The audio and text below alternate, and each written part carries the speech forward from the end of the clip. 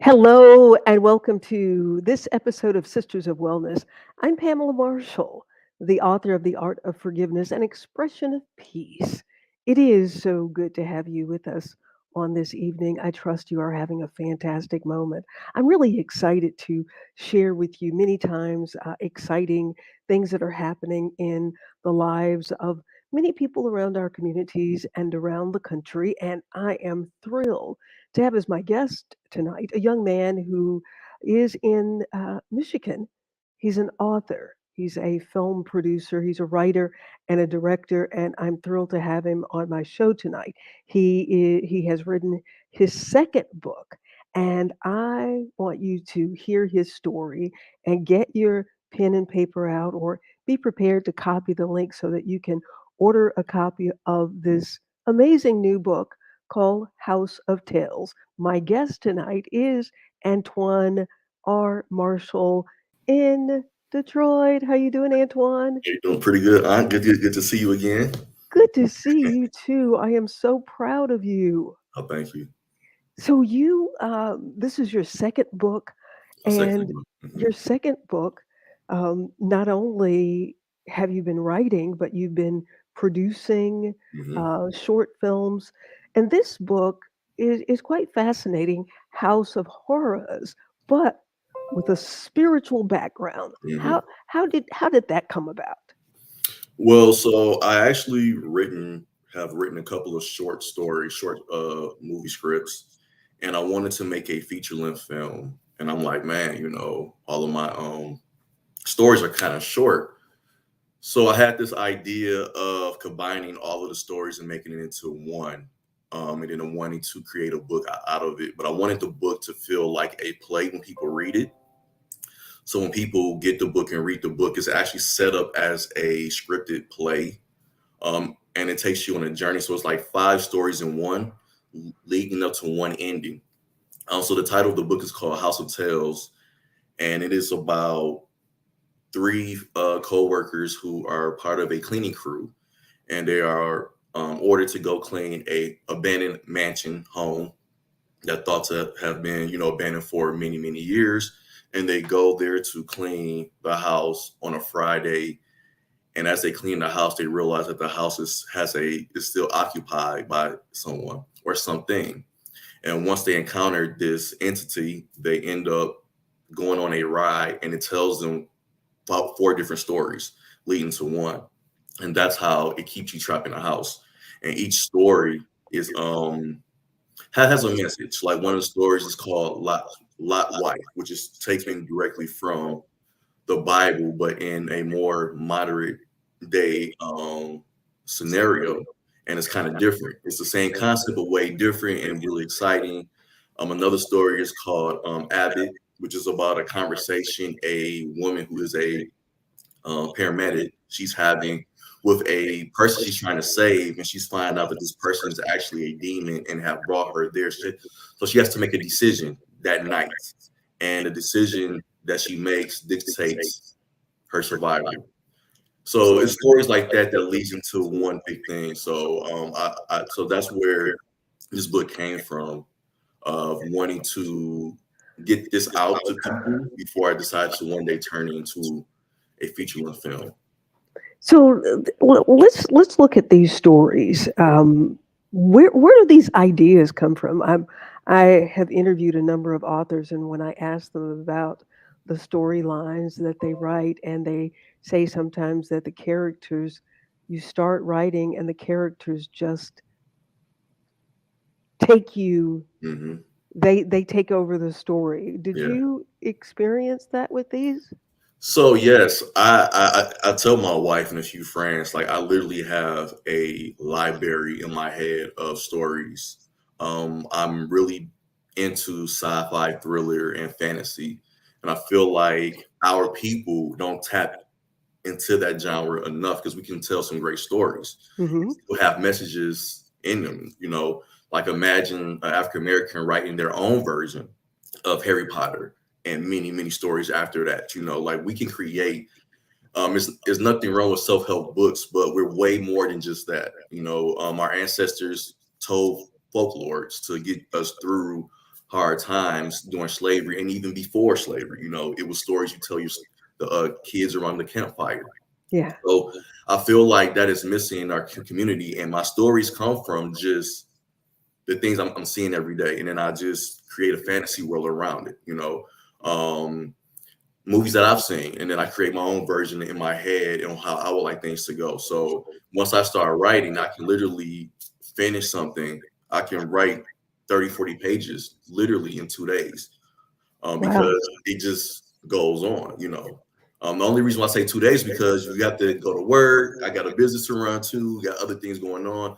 So writing or creating stories has, for me personally, has been pretty natural. Yeah.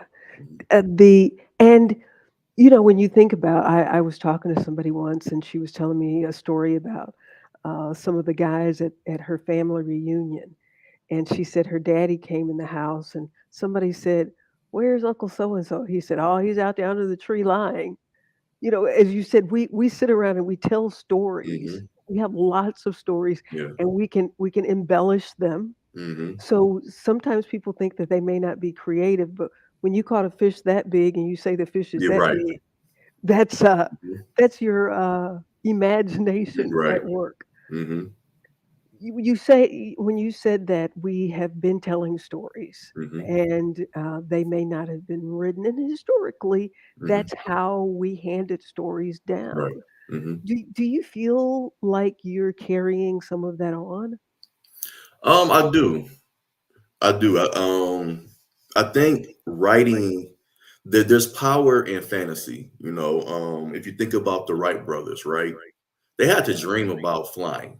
Mm, Nothing was flying in the air before them, right? yeah, right. Nothing. I mean, it's insane, Except the birds. except the birds, right? Yeah, I mean, so yeah. you have to look up and see these birds and say, why can I not do that? It starts with a dream. We all create our own worlds in our head, you know. Uh-huh, And uh-huh. you think about a scenario in your mind, it plays out a certain way. That's your world, right? Right, right, It right. might not happen in real life, but in your head, this is how it should have played off. So why not create that story and put it fictional on paper and write it out? So I think so. Yeah, I believe so. I mean, because I have so many stories. I mean, I'm not even finished with more things I want to write. You know, I'm just taking a little break. You know, but I'll start back up with another story the top of the year. So yeah. As you're writing these stories, and the ones that are in this book, Mhm. he is Antoine Marshall, my great nephew. I'm so proud of him. Thank you. He has written this book called House of Tales. Now, Mhm. why did you decide to connect? Because so many sci-fi movies, they don't have necessarily an obvious spiritual Mhm. background. Mhm. Where did that come from for you in your writing? Because I wanted it to be a book that where everybody can enjoy it and read it and not feel any type of, you know, affliction about it. So, or excuse me, conflicted about what they're reading.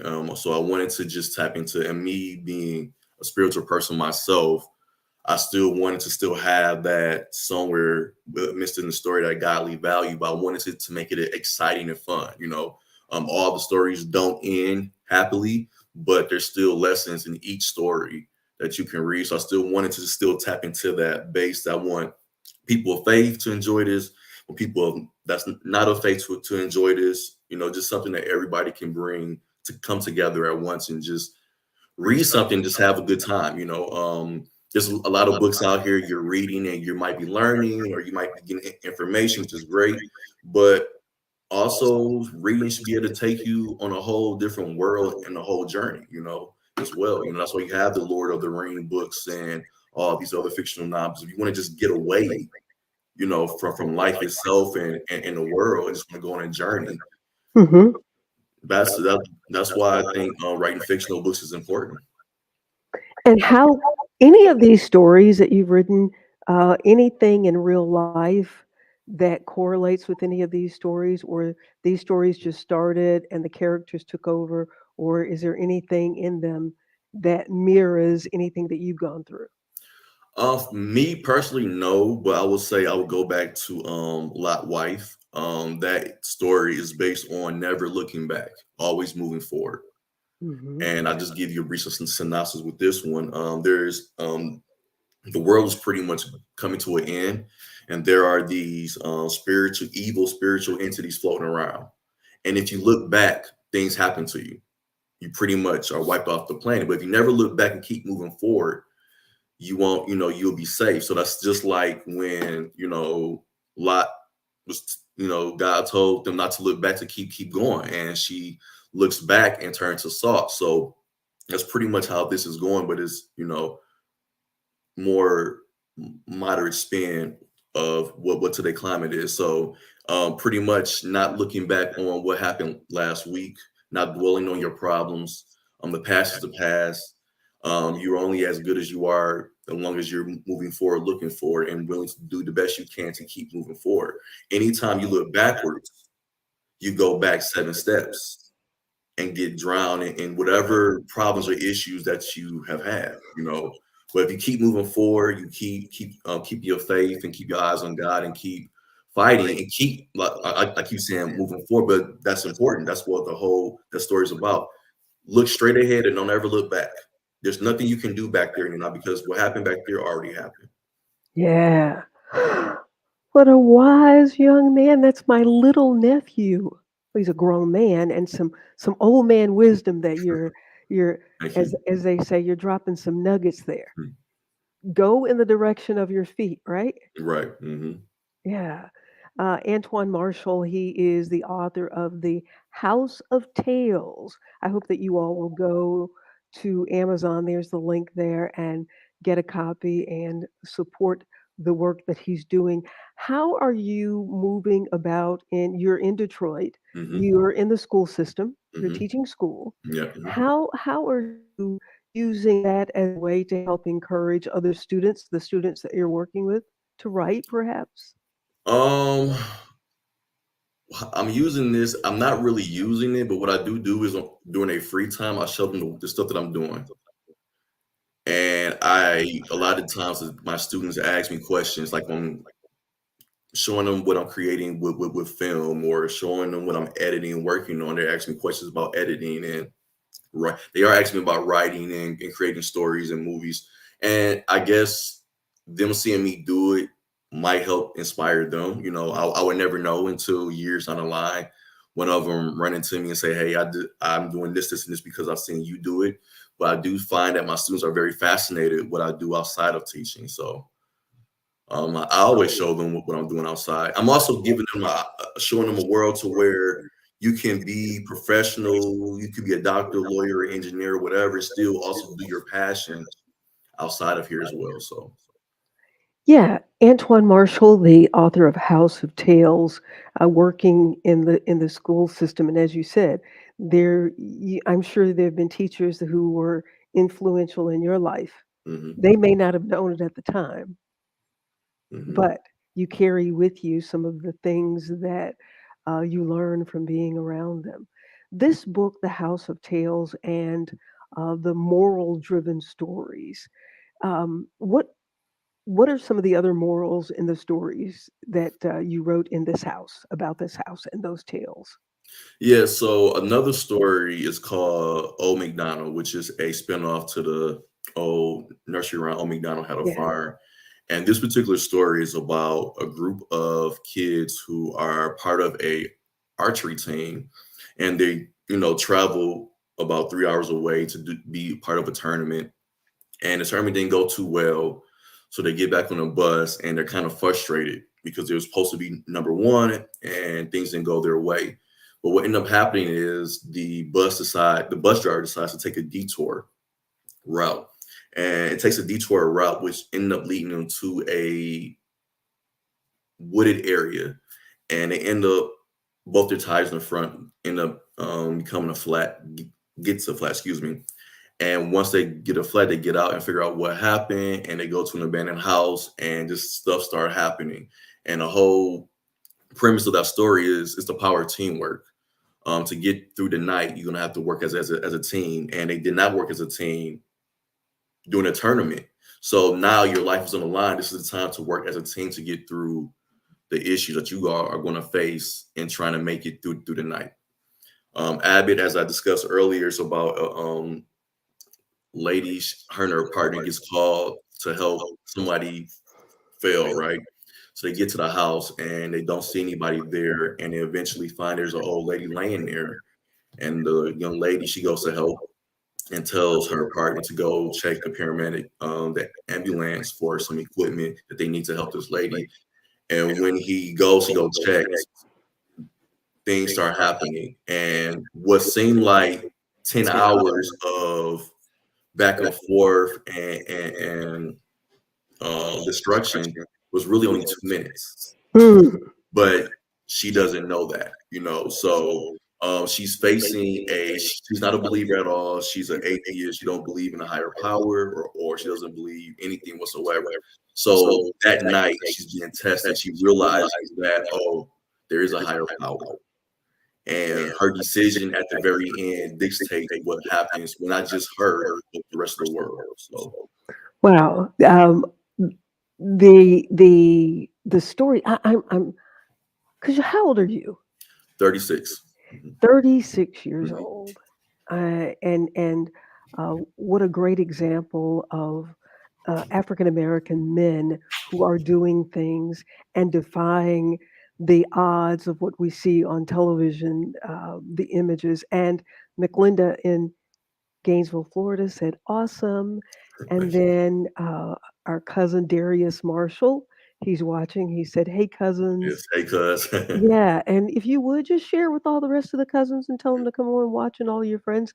And then um, my other son, he says Ricardo in Jackson, Tennessee. He says that is so cool. Writing is such a power tool, and it's a blessing. You're using your gifts in this very unique way, and it is. What is it for you? To this powerful tool, what does it do for you? It allows me to get my stories out that's been in my head for so long. I Do think you, do you everybody. were you as a child, were you walking around with these stories? Yep. You Hmm. were? Yep. I was. What were you doing with them then? I used to write little 6 pages, scribble scrabble stories in a notepad. You did? As a kid. Don't know where they at. They probably all gone. But yeah, I used to do that as a kid. Then between being a teenager and my early 20s, I got away from it, but it was still there, and it was actually ended up being a burning desire inside of me that I could not get away from.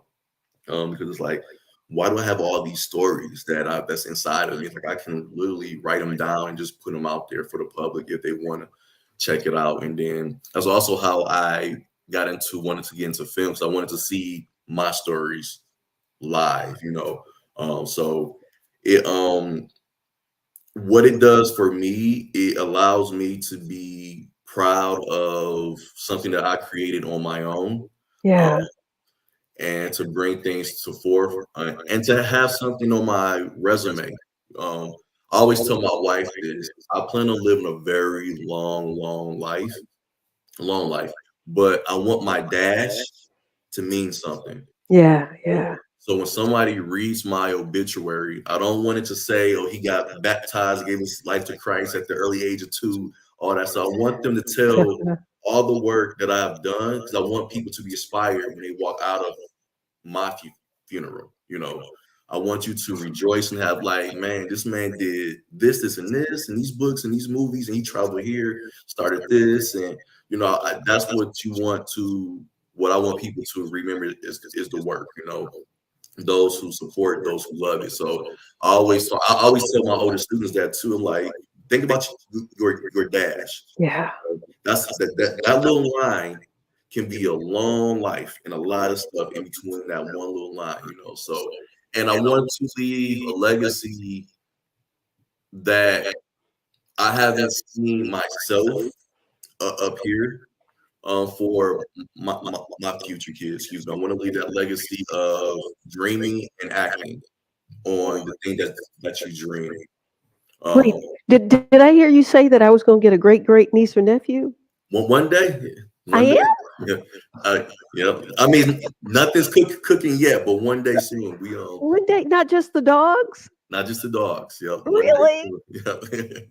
Oh, Yeah. yeah. So your wife is eating now. So tell she's working out. So she's getting ready for this. Is that what we're? Is that what I hear? Are we making this great announcement on Sisters of We not Wellness? making any announcements. We just saying down the line one day, and we ain't making no announcements. I want Leave it. nobody sending me any text messages or no nothing's. We just down the line, you know. So, Oh, I understand. I understand. But that's but that's what that's that's what aunties are supposed to do. yeah, yeah. Sylvia James in Jacksonville, Florida said, "A gift from God already planted." Wow, Thank you. wonderful. That's amazing. Oh, isn't it? That's so You nice. know, I one of the things I always felt it's wasteful to have dreams and never to act on it. And life is gonna always life, right? You know, always Yeah, stuff's gonna always happen. And right. it's the ability to still push through and do what you love, you know, Yeah, in the midst of all of that, you know. Things happen. We all know. I'm not gonna pass judgment, but you still have a purpose, you know. right. I crack my wife up when I say this. I say, you know, between 3 million to 4 million little tadpoles all swimming to get to that one egg, but you got there, you know, but you got there. Yeah, So yeah. what are you gonna do on your time on earth, you know, right? So Right, right. I want our people, especially, to really be extraordinary. You know, we're 14% of the population, and we can all be extraordinary in America. I don't care what's going on. Yeah. You know, 1,000 may fall by one, 10,000 the other side's what the books say. But in your house, you will always be safe and sound as long as you keep your focus on the right thing. So that's what I want to. My goal is to inspire people, even if I never even hear that. I inspire you. You know, By what you do and the right. example Mhm. that you are leaving. The book is House of Tales, Antoine R. Marshall. You can get it on Amazon. Just putting his name in. If you even if you can't copy that link down, you can put his name in, and the book will come up. Antoine Mhm. R. Marshall. This is his second book. Right. Mhm. So so excited for you. Thank you. This book is different than than the first book that Right. you wrote. Mhm. The first book you wrote was kind of in the self-help arena. It was how to move in a room full of no's. It Yeah. was based on the things that I experienced in building a media company. Far as you know, you here I am, this young person with this bright ideas and looking to work and connect with so many people, and nobody knows you. So you thinking being a genuine person, people want to gravitate to you, and the answer is no. And that they're just so glad that you finally got here. Yeah, right. You know, like here I am, you know, let's work, let's do things together. And you find out that there's gatekeepers, the door gets slammed in your face so many times, but you still have to. I still kept knocking, I still kept sitting on the stairs waiting, you know, and still push through. So that's what that book was about, on how to navigate through people not supporting or not believing or not, you know, coming to help or whatever. You still have a destiny, you don't get to make excuses in life on why you can't be great. You don't. You cannot make excuses in life about why you can't be Hmm. great. Right. Wow. Hmm. Everybody put that on it. You need to put that on a t-shirt. That goes on a t-shirt. Our cousin Darius Marshall says, "I am so proud." He says, "Yeah, oh Sarah, his daughter Sarah is Well, hey, watching Sarah, too." yeah, from Houston. Yeah, yeah. Sarah is an amazing young woman Mhm. who is doing great things in the hair care industry. Hey, Sarah, we got to do our interview again too. I understand that you were killing them at Essence Festival, just slaying. We have to talk about that, Sarah. But Darius did says he is so talented, and I get to witness it all. I Thank you appreciate for you guys. yeah, thank you for your support, cousin Darius, being there with him Mhm. in Detroit. Listen, this book and all of these stories, you remind me. You know, Cicely Tyson was married to Miles Davis, and she said she was talking to him one day, and she said, "You must hear music in your head all the time." She said, and Miles looked at her and said, "You don't?"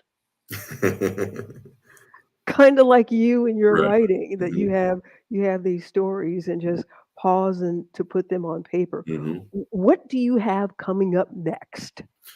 So Oh, I'm actually let me just say this one Mhm. before you answer that. Okay. When you were talking about we don't have any excuse not to be great because that's what we were sent here to do. Mhm. And Miss Maureen Henry in Mississippi, she said, "You are awesome, Beanie, getting the news out." That's my Thank grandson you. calls me Beanie. Is BJ watching, Miss Henry? Tell him we said hello and I love him. Love you too, Miss Maureen. Hey, so um, we come here, if people understand that we come here with everything that we need for our Mhm. greatness, right? Yes. Mhm. And who are we to let somebody else to tell us that we're not great, right? Right. Mhm. So for young people who are watching, like your little cousin BJ is watching right now. He's 5 years old. Mhm. What do you say to young children? Because are you in high school teaching? Middle school and You're elementary school. Mhm. Middle school, yeah, elementary so, what is it that you can say to young people like little BJ and those students that you're working with about living up to their greatness? Well, that's a good question. That's a good question. That's something I never really thought about because I always said or live life like the best way to say something is just to do it, just to display it myself. There's nothing I'm doing that nobody else can do. It's Mm, funny that my wife and I, people always say, y'all do so much. I'm like, we're not doing anything that nobody else can't do. We go online, find things, and we go and attend. And that's it. So what I will say to him is understand where your power comes from. As you get older, the world is going to try to dictate on what you should and should not be able to do, who you should and should not be able to hang out with, and what's cool and what's not cool. I was listening to a podcast yesterday, and they mentioned how we need to be championing and cheering on the nerdy kids, quote unquote, and like we do the athlete kids, the athletic kids. We need to be showing up to the chess games or the robotic games with signs and doing that for our people and showing that same amount of support and love. So for him being 5, I don't know what I would say to him, but what I would say to his parents is that create an environment to where he can dream and understand that he can do whatever he wants to do. We all have had. I remember in your book you mentioned how your mom wanted to be a teacher, or no, mm. a nurse, you know, Teacher, no, you're teacher. right, Oh yeah, teacher. a Mhm. teacher, but having kids and allowing life, that dream got tossed to the side, and maybe somewhere down the line, one of your siblings, she told you could be whatever you wanted to be, but she wasn't able to be whatever she wanted to be. So I think it's very important that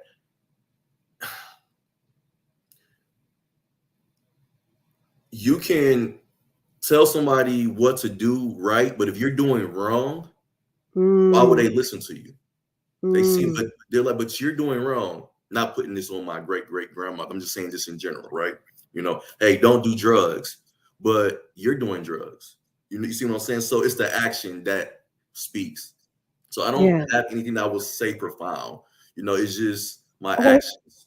yeah, I think what you're saying is profound Hmm. because just what you said is not so much about what I say, but it is what I do. Hmm. Yeah. Let me set an example by what I do.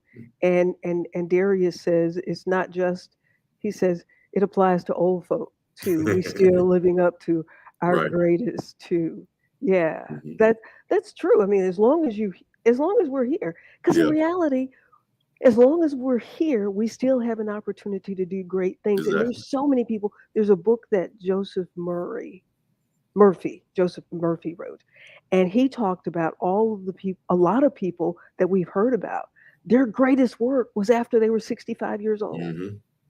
So just imagine if you're doing this now in your 30s, Mhm. the wisdom that you're gaining and what you're going to be able to share when you get in your 60s and Right. 70s, because you said you're going to be here a long time, right? Long time, right? That's the goal. That's the goal. You know what's funny? And I always used to like think about that years ago. It's like, okay, people retire at 60. And if we're supposed to be able to live to 120, then you have 60 years after retirement of life. I But me growing up as a young man, you see people 60 not doing anything. Like, Pam, the stuff you're doing is amazing. Like, this is amazing. Cousin Darius, he's traveling the world. Biz, like, I'm saying these things now, but as a little kid, you like, man, 50 and 60, that's it, you know? But it's know. not Right. supposed to be like that. You're supposed to have a whole nother life, career. You don't stop living, you know. Maybe your kids, if you have kids, they're grown, they're out the house.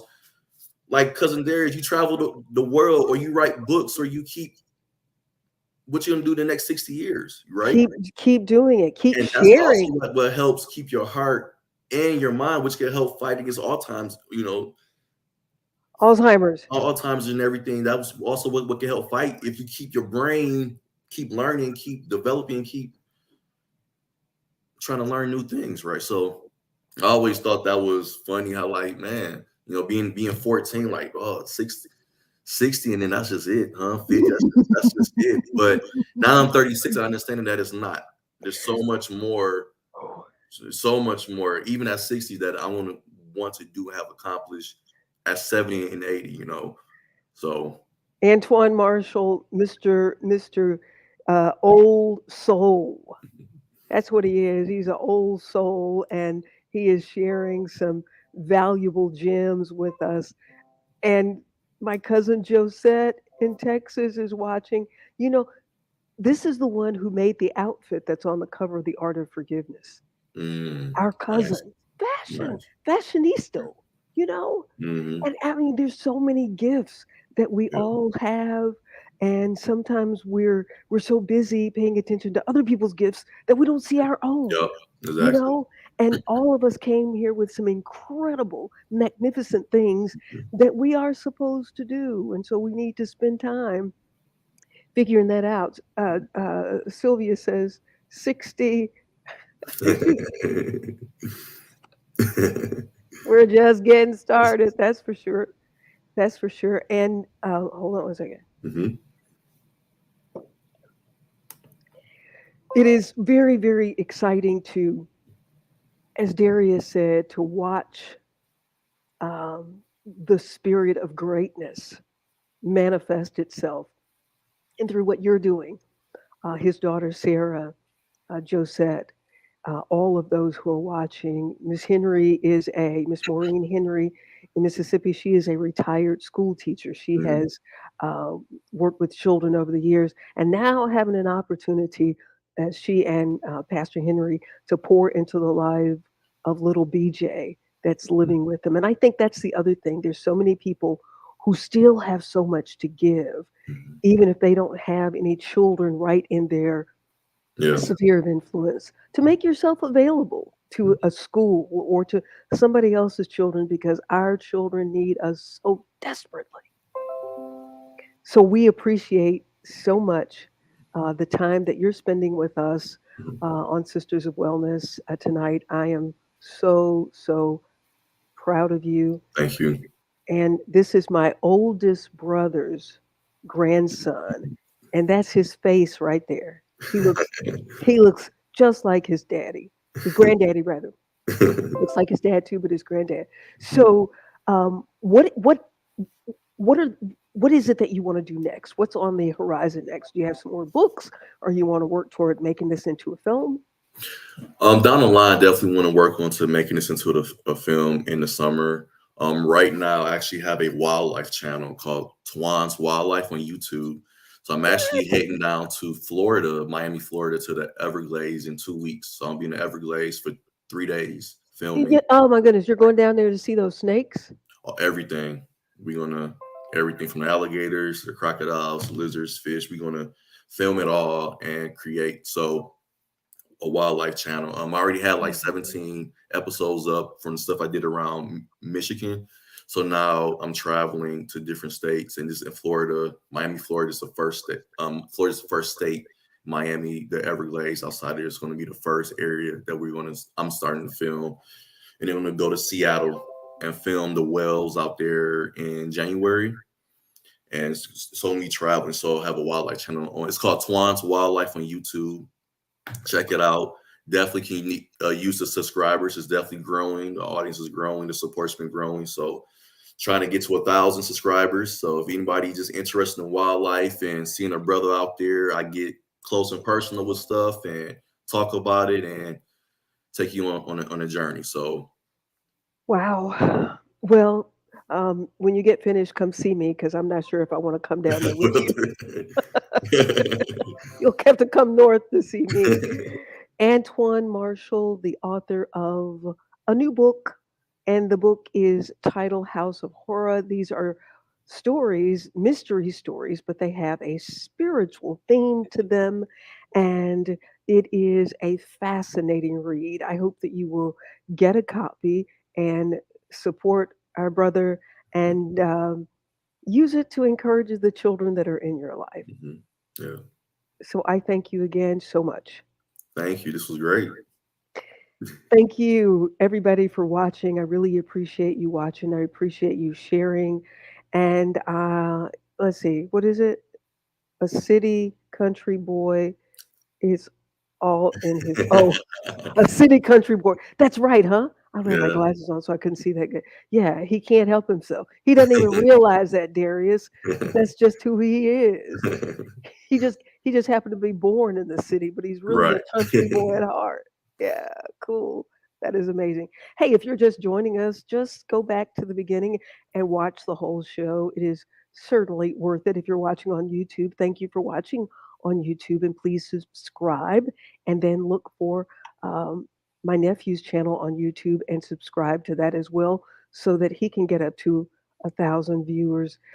This was fantastic, Sylvia said. That's so sweet of you, Sylvia. Thank you for sharing. Thank you. Thank you.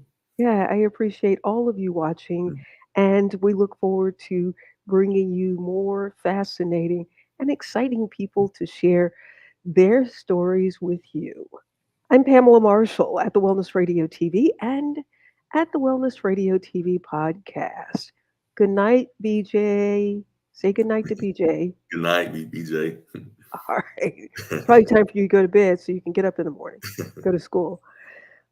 Yeah, Pamela Marshall at the Wellness Radio TV and at the Wellness Radio TV podcast. Remember, there is healing at the well. Make it a fantastic moment, and we'll see you next time. Everybody, I really appreciate you all so much for joining us. Good night. Good night.